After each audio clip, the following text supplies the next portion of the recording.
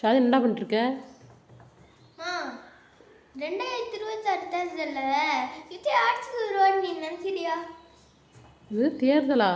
ஏண்டா இன்னும் ஓட்டு போடுறதுக்கே உனக்கு 10 வருஷம் இருக்குது, அதுக்குள்ளே நீ தேர்தலை பற்றி பேச ஆரம்பிச்சிட்டியா? 18 வயசு ஆனால் மட்டும் போதுமா?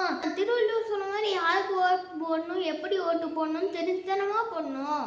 திருவள்ளுவர் சொல்லியிருக்கிறாரா? என்னடா சொல்லியிருக்கிறாரு?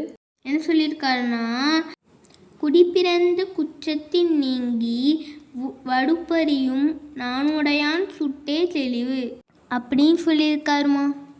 அதுக்கு என்ன மீனிங்னா, நல்ல குடும்பத்தில் பிறந்து தப்பே எதுவுமே செய்யாமல் வளர்ந்து தப்பு பண்ணால் வர்ற பழிபாவுக்கு பயந்து யார் நல்லவங்களா இருக்காங்களோ அவங்கள தான் ஆட்சி தேர்ந்தெடுக்கணும்னு திருவள்ளுவர் சொல்லியிருக்காருமா.